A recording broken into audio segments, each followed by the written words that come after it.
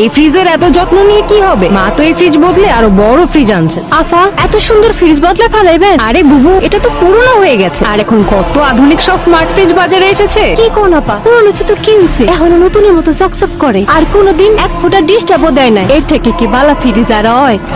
আপা একটা কথা কই। বলো। খালাম্মা যদি আমার ফ্রিজটা দিতেন, তাহলে আমি বেতন থেকে আস্তে আস্তে টাকা শোধ করে দিতাম। খুব বেতনের বাহাদুরি হচ্ছে না, যা কাজে যা। খালাম্মা, আফা, আমাকে নতুন ফ্রিজ আইছে।